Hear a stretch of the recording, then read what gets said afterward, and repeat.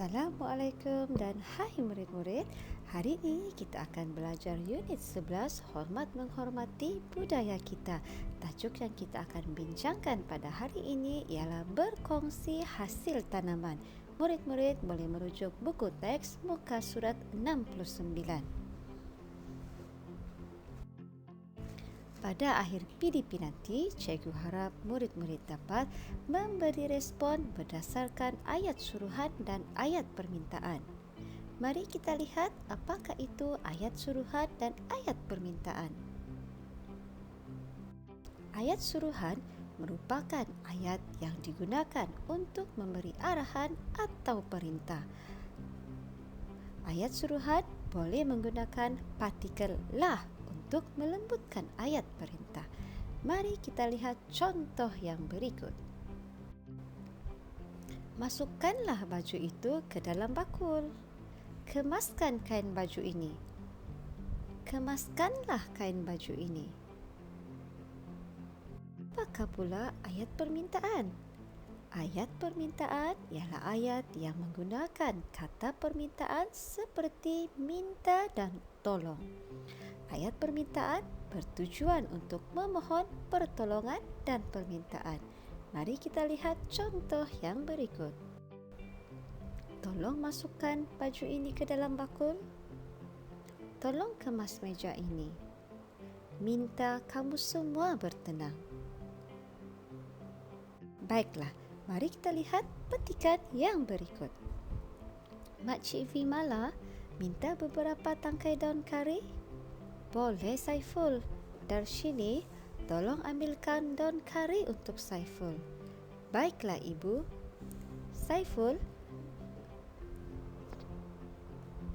ambillah plastik ini untuk mengisi daun kari itu. Terima kasih makcik. Mari kita lihat satu demi satu. Makcik Vimala minta beberapa tangkai daun kari. Ayat ini adalah ayat permintaan kerana terdapat perkataan minta dalam ayat tersebut. Boleh Saiful. Boleh Saiful adalah respon kepada ayat permintaan Saiful. Darshini, tolong ambilkan daun kari untuk Saiful. Ayat ini juga adalah ayat permintaan kerana terdapat perkataan tolong dalam ayat tersebut.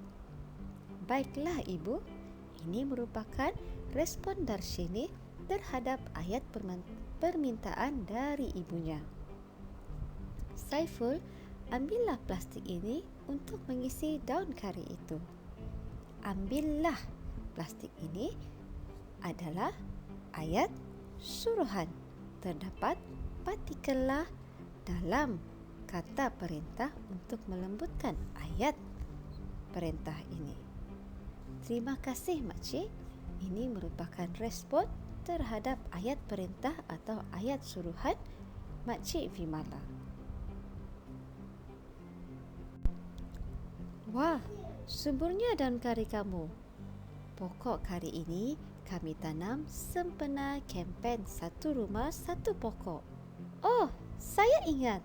Keluarga saya menanam serai. Ya, Saiful, ibu kamu selalu memberi ibu saya serai. Darshini, tolong masukkan daun kari yang telah dipetik ke dalam plastik. Ini merupakan ayat permintaan. Terdapat perkataan tolong dalam ayat tersebut. Apakah pula respon Darshini? Baiklah, minta saya plastik itu. Minta saya plastik itu adalah ayat permintaan. Terdapat perkataan minta dalam ayat tersebut. Apakah pula respon Saiful? Ini plastiknya Darshini. Saiful seterusnya memberikan plastik tersebut kepada Darshini.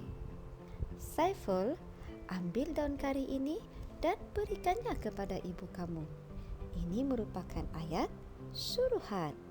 Dan apakah pula respon Saiful? Apabila kita menerima sesuatu daripada seseorang, kita hendaklah mengucapkan terima kasih, dan respon Saiful ialah terima kasih Darshini. Tahniah murid-murid, kita baru sahaja belajar menggunakan atau memberi respon berdasarkan ayat suruhan dan ayat permintaan.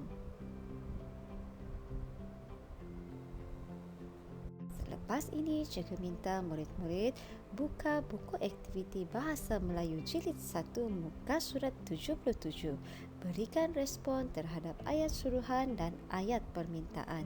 Selamat menjawab dan kita jumpa lagi. Bye.